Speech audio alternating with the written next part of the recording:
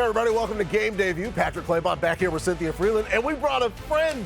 Welcome back, Greg Rosenthal from his global travels. I am so excited. You know, all anyone was asking while I was overseas is like, how is it that you're letting Patrick lead the standings Right? in Game Day View? I mean, all we heard about was Just Greg Nation was like so active, being like, where the heck is he? Just Greg Nation, they need their man. Yeah, and soon we'll have a Just Greg show where it's just Greg. Just Greg. And it's just You Greg. don't even need to be here, you know? It's fine. We did have a lot of upsets last week, so that's reflected in the records. And despite my feelings regarding monarchy, I still wear the crown. But those two are very, very close. It could go any way at any particular moment. It's about time Patrick won one of these seasons. We're 5 years in with Patrick. I think it's your time. Yeah, forcing me to count is dangerous right now. So let's go ahead and talk some ball. 2 years ago, the Lions and Chiefs kicked off the season in Arrowhead. Detroit put the league on notice by going into KC and taking down the defending champs 21-20. Worth noting, Travis Kelce missed that game due to a knee injury. We almost had a rematch of that exact game in the Super Bowl, but Brandon Ayuk made a catch. It was a whole thing. Sorry, Cynthia. But now we get the rematch on Sunday night. The 4-1 Lions heading back to Arrowhead. The Chiefs coming off the loss in Duval. Do the Motor City Kitties get it done, Greg? They absolutely do. She might be the Lions fan, but I'm the one that has them in the Super Bowl this year and has them winning in Arrowhead this weekend, in part because of their linebacker play. Remember when they took Jahmyr Gibbs and Jack Campbell? Like, people didn't like those picks as first-round picks. Everyone knew Gibbs was great right off the bat. Like a lot of linebackers, it's taken Campbell a while to get better. Right now, he's one of the best linebackers in the league. The highest run-stop rate in the NFL, actually since the moment he was drafted to now, but he's also good in coverage. Alex Anzalone, even better in coverage, one of the best coverage stat linebackers in the league, if not the best. And then Derek Barnes as a strong side linebacker. They can play heavy, but they're not giving up anything in the running game. That's a big-time advantage for this Lions defense. Yeah, I love the opportunity for the defense. And the offense, it almost goes without saying, because the Detroit Lions are very good. I've got them winning this game 32-28. The KC defense and Steve Spagnuolo doing something they haven't really done. They've used zone on 71% of their dropbacks this season. That's the highest in the Spags era. You know who consumes zone for breakfast? It's JG and Amon-Ra St. Brown. And folks, if you're out there saying, well, Jared Goff's just doing the minimum, painting by the numbers. He's got the number 3 completion percentage over expected this season, and he's got playmakers that can get buckets. Give me the Lions. Let's make it unanimous, Cynthia. We're all aboard the Lions this weekend. Okay, so I'm putting my analyst hat on here, and the model has picked the Chiefs, 25-24, which, beep, beep, beep, you are giving me the Chiefs at home by myself. Fine, I'm fine with that. I need to pick up a few games on Patrick. But I'm looking at something here, and it's all about Patrick Mahomes and the deep ball. Why? Because 2 of the Lions starting corners from week 1, you know what they are? Not playing. No. Not playing in this game. Terrion Arnold not playing. DJ Reed not playing. Now, we've seen these deep balls. Everyone's like, oh, it's not a high completion percentage. Hey, it doesn't need to be high. You just need one to hit that home run for a touchdown. Sure, it could be Tyquan Thornton, whatever. I'm looking at the opportunity to complete the deep ball for Patrick Mahomes. Probably Jordan. Probably the best to ever do it, the GOAT. And he's going to be able to say, hey, I see this backup cornerback. I'm going to throw right to him. Okay, let's call a play where let's target him, and that's going to be a problem. You know, the last time we gave you a prime number for the Chiefs at home, it was Ravens-Chiefs 2 weeks ago. That did not work out well for us. A categorical failure, specifically on my part. It's time for Who's Eating Good, presented by Applebee's. Let's go to that Lions backfield. Will Jahmyr Gibbs have more or less than 69 rushing yards in this game, Cynthia? Okay, so we have a more for this one. I do, by the way, as soon as all of the shows are over, then I put on my fan hat and my whole Lions gear. It's a literal hat, by the way.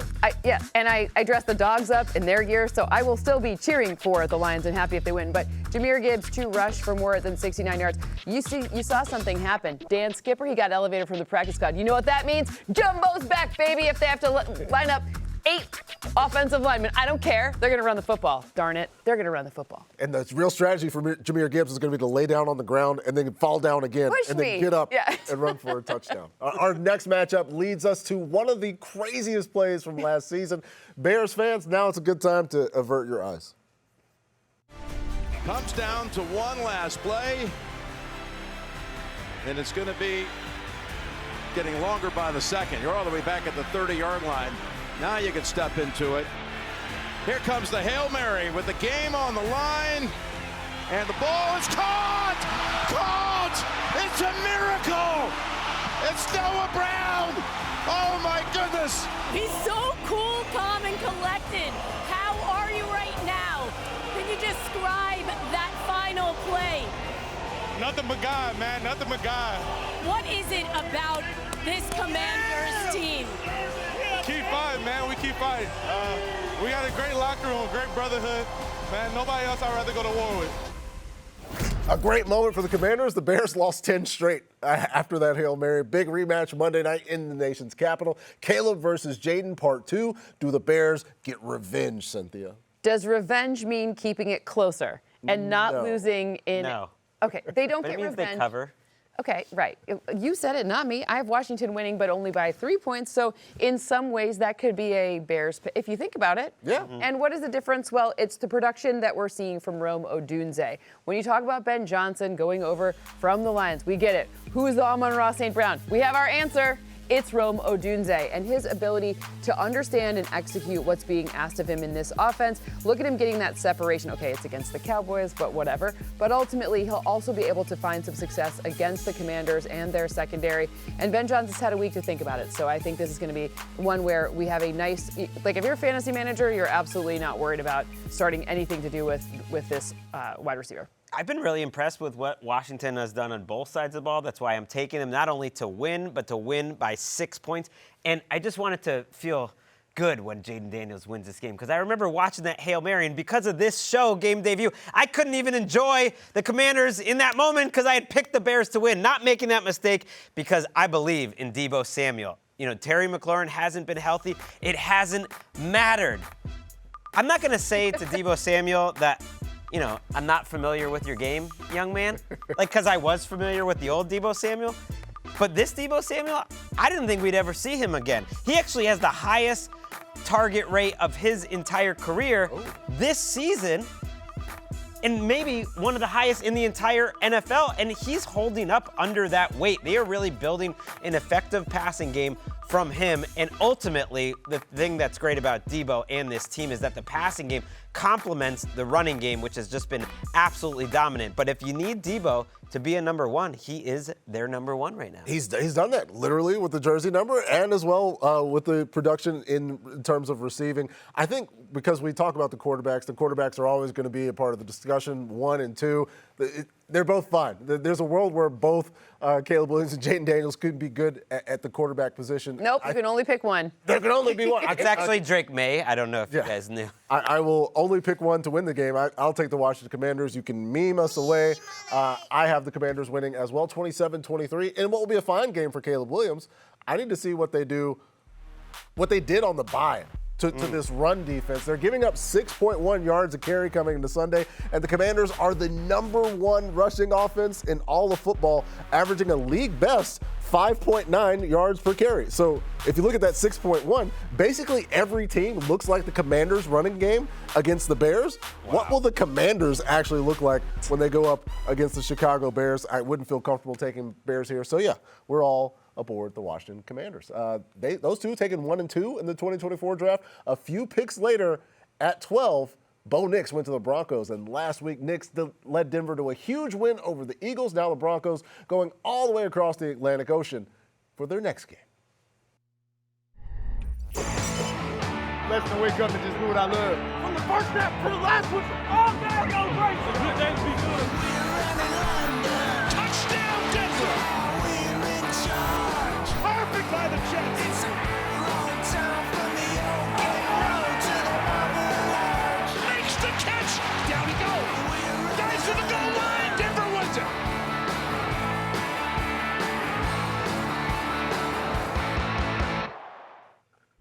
Snooze off, game on. Sunday morning football continues in London, presented by NetApp. Bo Nix and the Broncos versus Sauce Gardner and the Jets. Sunday, 9:30 a.m. Eastern, only on NFL Network and streaming with NFL Plus. Subscription required for NFL Plus. Visit plus.nfl.com 4 terms. Let's dive into this matchup at Tottenham Hotspur Stadium. Last week, Denver handed Philly their first loss of the season. Do they keep it rolling against the Jets Sunday? They absolutely do. I hope I'm wrong on this one because there's a lot of Jets fans in London. Like, they are one of the most popular teams, but I think they lose this game by 10 points, in part because the Broncos, they love to blitz and all that, and Vance Joseph is creative. They don't even need to blitz because they got the best 4-man pass rush in the entire league, so they are doubly dangerous. Nick Bonito, Zach Allen, Jonathan Cooper, that group has been dominant. When Nick Bonito isn't sacking me on Twitter, he's out there sacking real-life quarterbacks. Yes, he came at me. Oh, we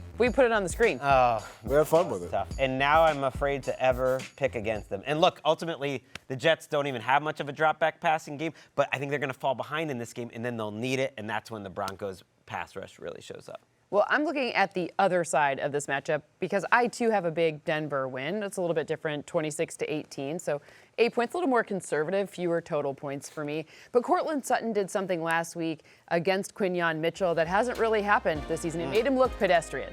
I mean, not for nothing. This is a guy who is on his way to being in his second season a shutdown corner, and I don't use those terms lightly. And Courtland Sutton was like, "Oh, you? Oh, okay, no problem. It's all good here." Pat Surtain, I practice against him, in my home team. So perhaps what's happening here is he has some experience. But when you're looking at Courtland Sutton and you look at what happens with a Sean Payton offense as the season goes on, it's like something happens in September. And then after that, it's like, whoosh, it's a much better situation. So fantasy manager who had Courtland Sutton, you're fine. It's going to be okay. I also have the Jets still continuing their losing streak to start the season. It's 24-18 win. Broncos by my estimation. So I'd like to talk to you about J.K. Dobbins. I'm like knocking up. Hey, would you like to talk about J.K. Dobbins? He's 5th in the league in rushing right now, taking on a Jets defense that's given up 25 points in every single game this year. A rough start for AG. And as we look at, scoring that touchdown against the Chargers would like to have a running back like J.K. Dobbins right now. Playing very, very well. It's a meme. Congratulations to the Broncos. And yeah, if you're a Jets fan out there that wants to take a screenshot right now and send it to us after the first win, we would love to see it. We want to see it, as a matter of fact. We're just getting rolling here on Game Day View. Coming up, just like Thanos, Baker Mayfield is inevitable. He's collecting fourth quarter comebacks like Infinity Stones. 4 in 4 wins. The Bucs have a big one with the Niners. We've got picks for who wins and maybe how they win. Coming up next on Game Day View.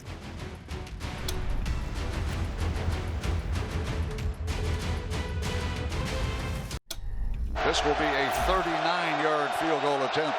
He has kicked a pair of 36-yarders. Chase McLaughlin. Can the Bucs win it on the road in Seattle? Spot down. His kick is airborne. It is long enough. It is good! And the Bucs beat the Seattle Seahawks. Tampa Bay 38, Seattle 35. And the Buccaneers come from behind in the fourth quarter again and score the game winner with no time left on the clock. The cardiac crew is alive and well in the Pacific Northwest. How about that finish? How about that? In this house, we celebrate Gene Deckerhoff. Great call there. Time for Seize the Season, presented by Caesars Sportsbook. As we're going to look at the first touchdown score odds between the 49ers and the Bucs. CMC leading the way, Rashad White, Emeka Egbuka, then Kendrick Bourne, who went off last Thursday, and Cade Otton rounding out that top group. Let's discuss this matchup a little bit more. The Niners and the Bucs both sitting at 4-1. Tampa just keeps finding ways to win. Do they find a way coming up this week, Cynthia? So we'll get into some of these injuries because this one's you need to make a list of everything that's going on, especially with the Niners. We won't even know till 90 minutes before the game starts. But I still have Tampa Bay winning this one by 2 points, 26-24. Given what I think I know now, which, let's be honest, is not that much. Meaning, I'm not even sure who's the quarterback for the Niners, but I do know that Baker Mayfield will be throwing passes to Emeka Egbuka, who is right now your very probable offensive rookie of the year. 5 touchdowns, 5 games. That's a mark that's only been matched by one Mike Evans, who, if they get Mike Evans out of this guy, then they're just doing great with their drafting there in Tampa. But, it's really fun to watch him, and I do kind of a weekly review of every player's win share, so how valuable they are. And he ranks in the top 4 among all wide receivers, not just rookies or anything, which is, it usually doesn't happen like that. Like a Jamar Chase was in that mix, but it was not through the first 5 weeks of the season, though. It took him the rest of the, once those deep passes worked, but it's pretty impressive what he's doing. Yeah, especially considering that every single one of these games has been a come from behind win. He's made plays. I don't like the name Cardiac Bucks, though. Yeah. We need like a B word. It needs to have alliteration. Bounce back Bucks?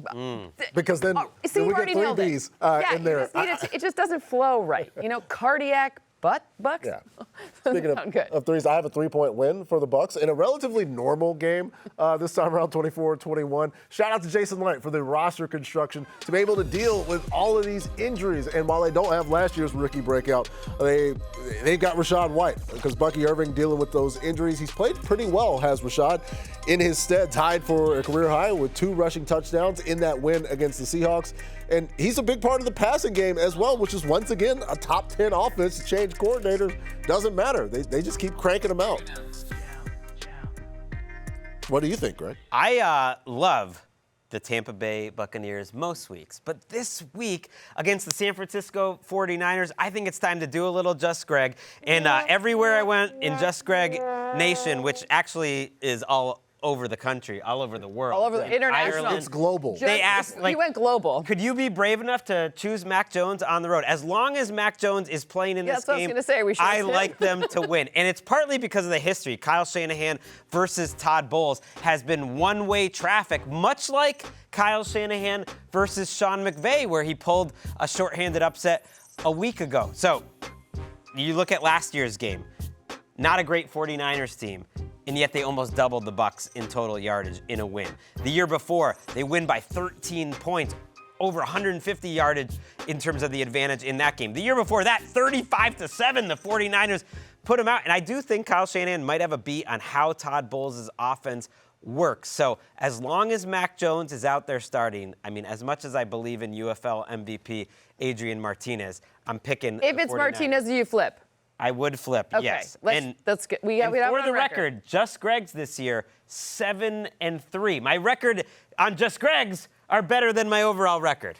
It's just a fact. It's a fact. It's one thing Big we facts. know versus the things that we don't know, courtesy of the San Francisco 49ers, which, you know, we don't know if we're going to be here on Sunday. We know you're here on Sunday, so that's good. We'll start there. Season brought to you by Caesars Sportsbook. New users can bet $1 to boost their next 20 bets by 100%. Must be 21 or older. See Caesars.com/promos for full terms. Trevor under center. Oh, he slipped and he fell down. Trevor fell down on the play. Now he's going to try and run it in. He's into the end zone. Touchdown. Trevor ran it in. He ran it in. Touchdown. He got up. He fell down. There's a flag in the end zone. It's against Kansas City. Trevor Lawrence ran it in. Touchdown, Jacksonville, with 23 seconds to go. And the Jags will stay in Duval. Seahawks and Jags down there. Jacksonville coming off a huge Monday night win against Mahomes and the Chiefs. Meanwhile, Sam Darnold has been balling for Seattle, who wins the football game, Cynthia. Seattle wins the football game by 1 point, 24-23.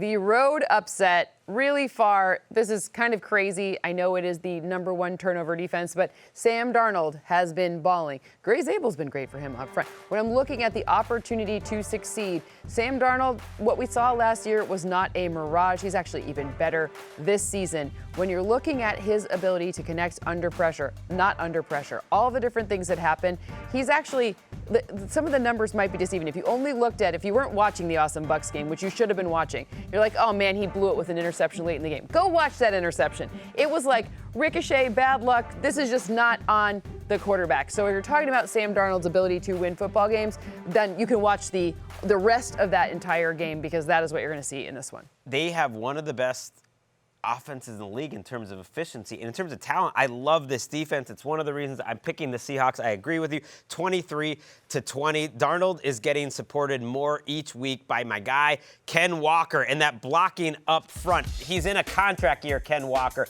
and I have never seen him run as decisively and tough as he is this year. They are blowing open holes for him, and it's not every single run, but when they do, he hits it and you have an explosive run. I do think it's a good way to attack this Jaguars defense. They're going to be working in a new starting cornerback, by the way. They traded for Greg Newsome this week.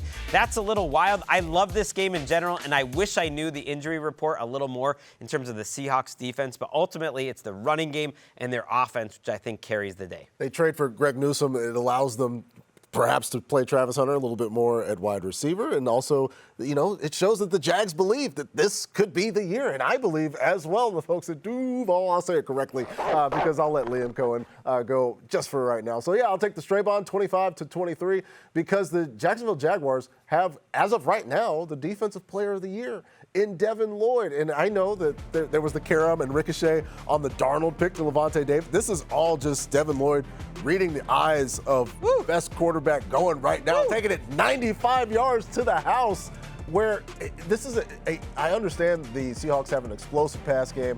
This Jags defense seemed like it's designed to prevent exactly that. Perhaps an opportunity to get Javon Walker back as well, so it won't be Josh Allen all by himself in the pass rush. I like the Jags here in this one. I will take a Jags win because, it's fun when the Jags win. It's fun for us to do this show. We got more coming up when Josh Allen and the Bills are coming up next in the show. They came up short last week. Will they bounce back Monday night against Michael Penix and the Falcons? A sneak peek. One of us actually has Atlanta pulling off a huge upset. Find out who after we take this quick break.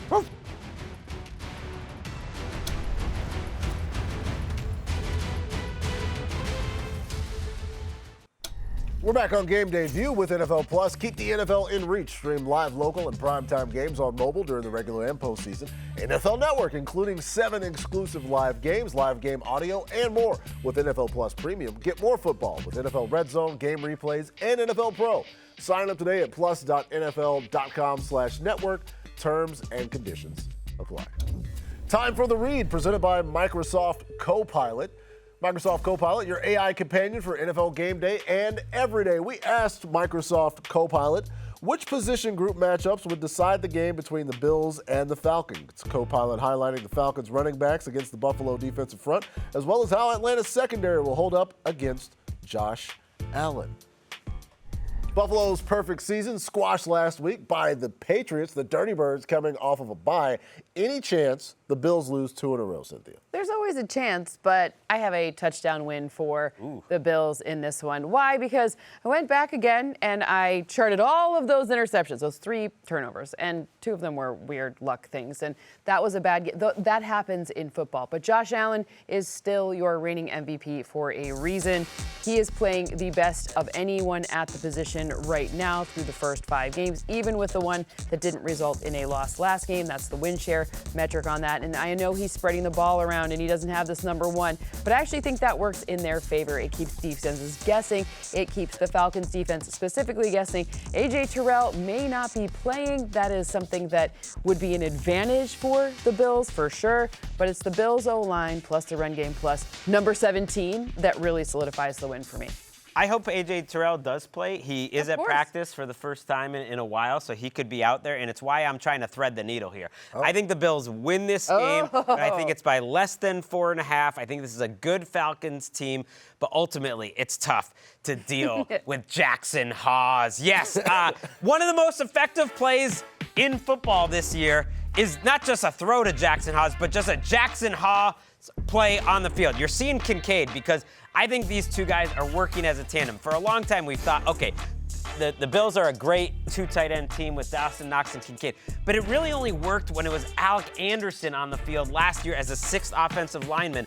Jackson Hawes, on the other hand, is one of the best blockers in the entire NFL. And when he and Kincaid are on the field together, and yeah, you might even throw it to Hawes there, it's been absolute dynamite. I think they'll be able to run the ball. I think they'll be able to throw the ball, but especially when Jackson Hawes is on the field. I love the love for Jackson Hawes. This is where people are like, let me find out more about Jackson Hawes. It's not all love for the Buffalo Bills. I do think they're a great team. I think Atlanta wins this game. 28-26, all along as the dogs are barking. Bijan Robinson is averaging 4.2 yards after contact per carry, while the Buffalo Bills have allowed the 3rd highest explosive run rate this season. Do you guys know who else is averaging 4.2 yards after contact per carry this year? James Cook. It is players who play against the Buffalo Bills.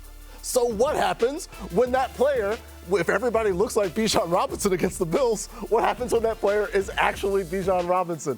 I love this matchup for the Falcons, and I'm completely fine and comfortable having them all by myself on this win, on a great Monday night game. That game expected to be one of the highest scoring matchups of the weekend. Let's check out the rest of the highest totals for Week 6. Lions, Chiefs leading the way, Bears, Commanders, Cowboys, and Panthers at the top, as well as that Monday night game. As we get to the 2-minute drill, presented by the Wells Fargo Active Cash credit card, and make some quick picks here on Game Day View. The Bengals and the Packers, since he traded for Joe Flacco on Tuesday, he's starting for them. Does Joe Flacco beat Green Bay for the second time this season? No, because he didn't beat Green Bay the first time. They beat him. I mean, that was a terrible performance by the Browns offense, and they scored like a 5-yard touchdown at the end. And the Packers are coming off a bye week, in this defense, Micah Parsons going to be first. Let's look at some highlights from Joe Flacco's first performance against the Packers. It's nothing against Joe Flacco. I love Joe Flacco. One of the greatest Super Bowl performances of my lifetime. He was elite in that playoff run, that's for sure. But he's going up against an elite defense, and that they already proved that they're going to shut down Joe Flacco. He's not going to do any better with the Bengals. Yeah, it's the Packers who get a chance at revenge here. The Cowboys and the Panthers, it's a Rico Dowdle revenge game. Does he get it, Cynthia?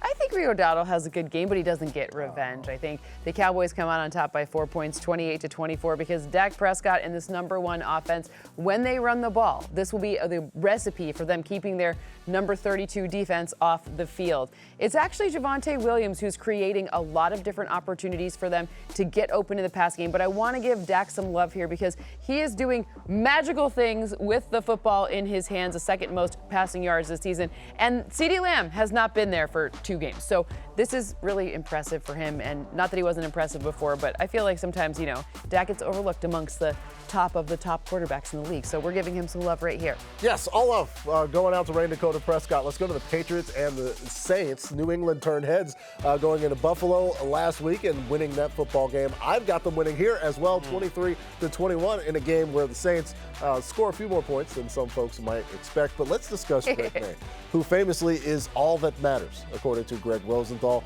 Playing great, making great throws on the run. A lot of it is by design.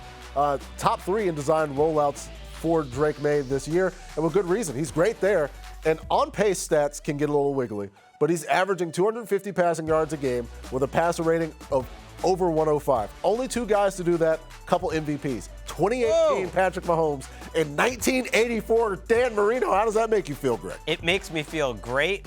What's going to make you feel less great is that, you didn't stick by your original conviction. No, I didn't. You had the Saints in this game, and you gave up on them. I did.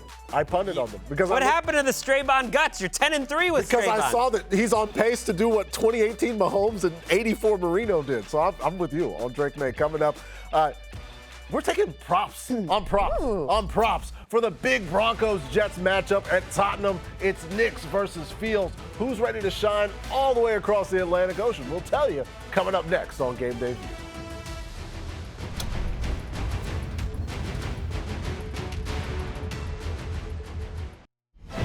Snooze off, game on. Sunday morning football continues in London, presented by NetApp. Bo Nix and the Broncos versus Sauce Gardner and the Jets. Sunday, 9:30 a.m. Eastern, only on NFL Network and streaming with NFL Plus. Subscription required for NFL Plus. Visit plus.nfl.com for terms. Look, kids, Big Ben. It's time for more or less. More Big Ben, more giant clocks. Let's talk some player props for this week's Broncos-Jets showdown in London. Cynthia, will Bo Nix have more or less than 225 passing yards? He will have more than 225 passing yards. Why? We saw the passing game pick up this past week. I told you already that Sean Payton offenses pick it up in October. Bo Nix has to figure out some things when it comes to connecting with his receivers. Maybe we see like the Pat Bryant moment in this one. Coach called him, he called him another guy that's pretty good for him. The guy who, Michael Thomas, who he worked with in. Wow. Yep. Mm-hmm. So maybe it's him. I don't know, but it's more than 225.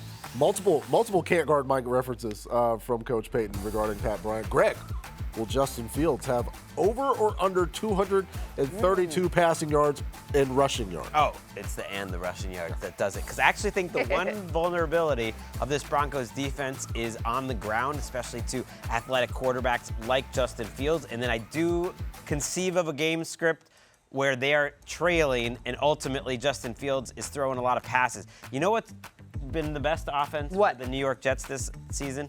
Fourth quarter, down by about 28 points. And whether that might not really matter for who wins the game or not, it's going to matter for props like this. Let's go Justin Fields. And by the way, Bo Nix, can you have one normal game? There hasn't been like one normal Bo Nix game all year. All right, looking for a normal game. We'll see if we can What's a normal game? It's like where you're just consistent throughout. It's always just a lot of ups Who doesn't want a little drama, you know? You don't want a little I'll drama take J.K. Dobbins more or less than 15 rushing attempts, and I don't feel great about it, but I will say more.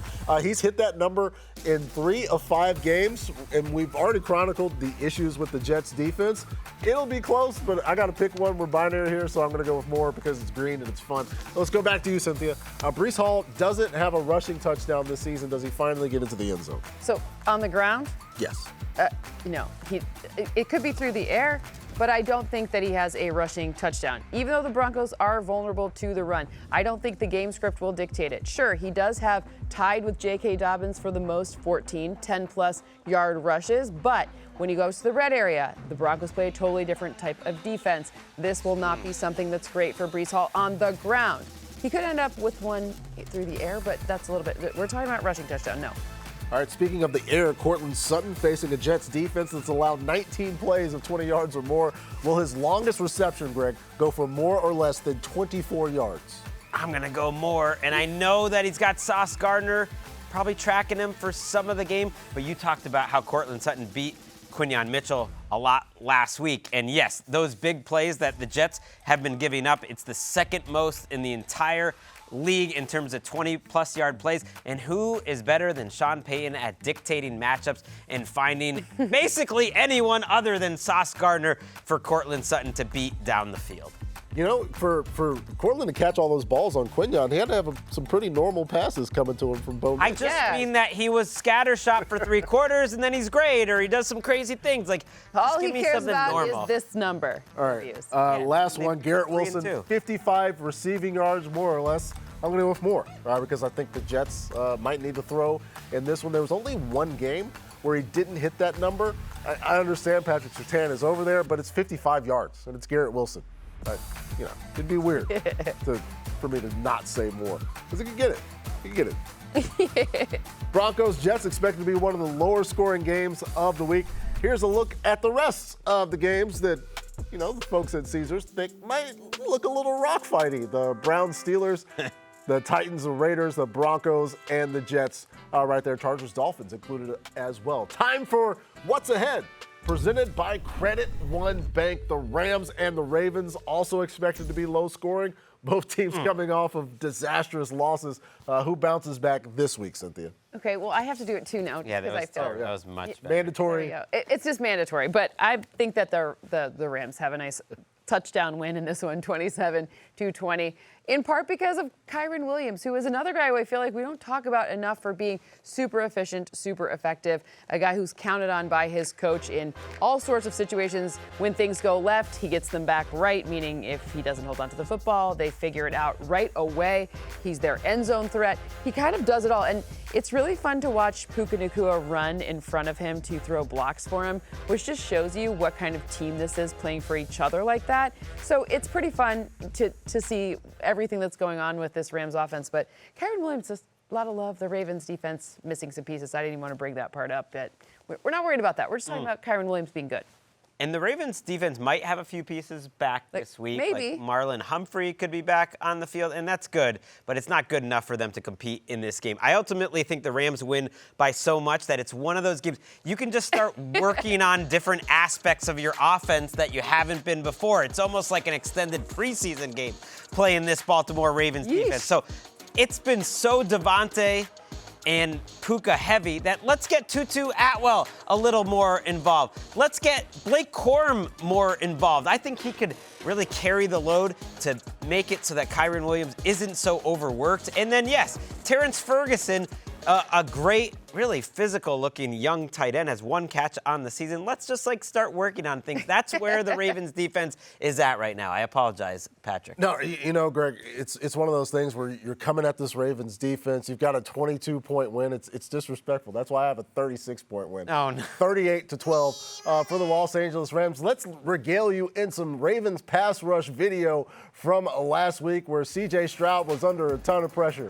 Now, I promise that you're going to see it at some point in this video of the Houston Texans scoring all these points, having a lot of success, and C.J. Stroud having to change his arm angle, perhaps, or he's just running down the field by himself. The props that we have on our set had as many quarterback hits on C.J. Stroud as the Baltimore Ravens did last week. 0. So, yeah. Don't feel very confident. Well, at least it's like the Texans' offensive line. It's like the 1980s, Right, it's the greatest offensive line of all time. Clearly, it's rough. We're all aboard the Rams. I would love to be wrong. When we come back, Aaron Rodgers and the Steelers are sitting pretty atop the AFC North. Yay, a bunch of fun stuff to discuss on the show. They've got Myles Garrett and the Browns coming to town. Should Pittsburgh be on upset alert? One of us thinks so. Our thoughts coming up next.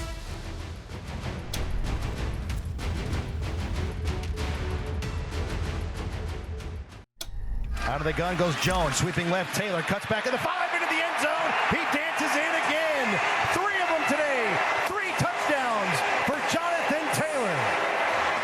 The confetti flies, the horn sounds, and Lucas Oil Stadium is full of jubilation. The Colts now lead 38-3. 3 touchdowns today for Jonathan Taylor. So much jubilation. Time for quick picks here on Game Day View. Jonathan Taylor and the Colts playing host to the Cardinals. Arizona coming off a disastrous loss, an absolute donation to the Titans. Do they bounce back, Cynthia? Do the Cardinals bounce back? Yeah, No, they don't, unfortunately. Indianapolis wins this one 28-20. Jonathan Taylor, I just keep talking about, obviously he's a rushing yard leader with 480, but he also has the most yards after contact. He's got the most yards after forcing a missed tackle. Like, these are the ways he's earning it, and I think that we're talking about how much fun this Colts team is, but it is the combination. He's Saquon this year. He is their Saquon. So I know Daniel Jones is the guy who came from the Giants. We get it. There's some parallels there, but this is the guy he's a straw that's stirring the drink. Jacoby Brissett could be starting this game for the Cardinals. And weirdly, I kind of like the Cardinals more. I feel like he fits this system well, and I definitely like them more because of the number. I think this is a big game in the Cardinals season. Not saying they're going to try harder, Patrick, but sometimes a desperate team plays better. I think it'll be close. 3 consecutive losses by Buster Peters field goals. It's rough. Right, so you lose by a field goal, and then you cover the number. Have 70, or 7. The Chargers and the Dolphins in Miami. The Bolts have lost 2 straight after starting the season 3-0. How's this one go, Greg?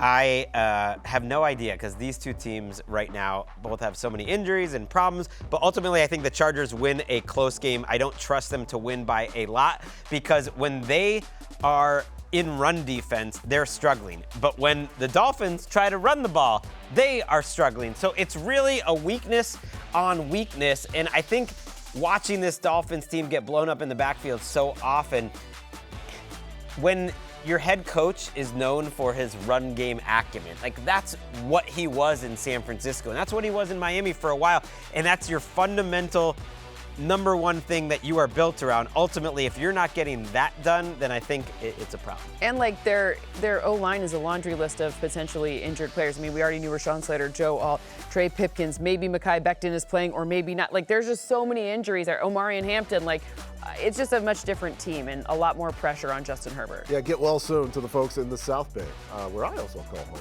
Shout out to the Chargers. Browns and the Steelers. Pittsburgh coming off of their bye week. They've won 2 straight. Do they make it 3 in a row, Cynthia? Mm-hmm. Hey, congratulations. I mean, look, Aaron Rodgers with some rest. Aaron Rodgers with a defense that got healthier. Aaron Rodgers with the opportunity to go up against, now, I don't think this is an easy Browns defense by any means, but I think that potentially they could slow things down. The play action numbers, they have given up a bunch of touchdowns, 2 play action passes. Aaron Rodgers loves the play action. You know that he's going to throw the ball quickly. You know that he's going to throw it maybe not so far. They're going to figure something, whatever. But the point is I just think this is is where the mid version of Aaron Rodgers that we're seeing does have an advantage over a rookie quarterback. It's a very tough matchup, though. We're going to see if that offensive line can keep it going from what they did in London. I really liked what I saw out of Dylan Gabriel. I think the Browns are a better offense with Dylan Gabriel But you still picked the Steelers. I did, but I think the Browns keep it closer than 5.5 points. Yeah, 5. 17-12. That's 5. Anything could happen in this game when it's 17-12. Last one, Titans and Raiders. Someone's got to win, and I think the Raiders do it. Let's go. By 3, 21-18. And I know it was a little bit of a down game for the entire institution for the Raiders, but once again, averaging 4.8 yards per carry. Last week was Ashton Genty. Get him the ball, get him some opportunities, and protect the ball and not turn the ball over. I think they have a good chance to win this game. I don't think Brock Bowers will end up playing again. He is still questionable as of the time of this recording. So maybe potentially a little bit more of the load goes to Ashton Genty, but that's okay because the outside running capability or defensive capability of the Titans, they are very generous to outside rushers. Yes, this is exactly what the Raiders need. More on that in terms of their offense in a second, but it's also what their defense needs, because as well as Cam Ward has played, considering the circumstances around it, I think this is the worst run offense in the league. Like, they're often very confused. There's not a lot of cohesion, and the numbers would back me up that just success rate, it is the worst offense in the league. And the O-line is not helping them at all. Time to figure out a lot of stuff for Las Vegas. Despite all that, we've all picked them to win. Perhaps a statement about the Tennessee Titans in 2025. Still to come, time for Write This Down.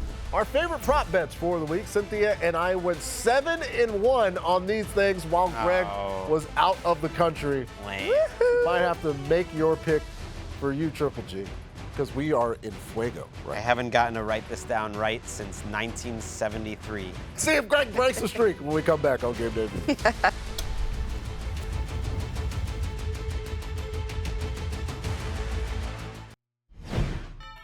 Wake up early Sunday to catch Bo Nix and the Broncos taking on Justin Fields and the Jets. Sunday morning football continues in London, presented by NetApp. It's the Jets and Broncos, Sunday 9:30 a.m. Eastern, only on NFL Network and streaming with NFL Plus. Subscription required for NFL Plus. Visit plus.nfl.com for terms. It's time for Write This Down here on Game Day View as we get to some of our favorite prop predictions for Week 6. Since you're back, and we missed you, Greg, why don't you lead us off? You know what I miss is effective Geno Smith games. It's been tough for us out here in terms of Geno Nation. I've been the biggest fan of Geno Smith over the last few years. And what's happening now for the Raiders does not invalidate what happened the last 3 or 4 years. He is struggling. But you know what? I stand by my friends and my beliefs. And yes, sometimes when you get older, you're just not as effective as you were before. What's happening in North Carolina, the football team there would indicate that. But Geno Smith, I'm not giving up on you. This is a great matchup. He goes over 229 yards. He might not be great this season, but he's going to be great this week. It's a rough one. I jammed a lot in there. If Geno's watching the show, he's like, "Oh, you're comparing me to that?" No, I'm not. That was just a way to That was just point a way out. to get that in the show. That's absolutely Anyways, right. Matthew Stafford's going to have more than 1.5 passing touchdowns. Congratulations, Matt Stafford. It's terrific. I mean, will there be anyone in the Baltimore secondary to defend it? Yeah, that seems safe. I just want to be right. Sorry that I don't have this whole, culturally relevant, maybe perhaps slightly, I'm not going to throw anyone else some shade. Just Matthew Stafford's going to have at least 2 passing touchdowns. Well, he disproves my point. Sometimes as you're aging, you can get even better because there you go. Stafford is still slinging it. Listen, it's the age discrepancy that's really the problem in the situation you're talking about, not necessarily. I wasn't going there. Speaking of soft landing spots, the Dallas Cowboys defense has been one for opposing wide receivers. That's why I think Teteroa McMillan has more than 69.5 receiving yards against the Dallas Cowboys. If you want to look back, the fewest yards by the receiver with the most yards in a game against the Cowboys this season has been Dotson for the Eagles with 59. I think T-Mac is good for 69.5 in a fun game against the Dallas Cowboys. Nice. Nice indeed. It's been a great show. For Cynthia and Greg, who we're very glad to have back. Thanks for watching Game Day View. We'll see you next week.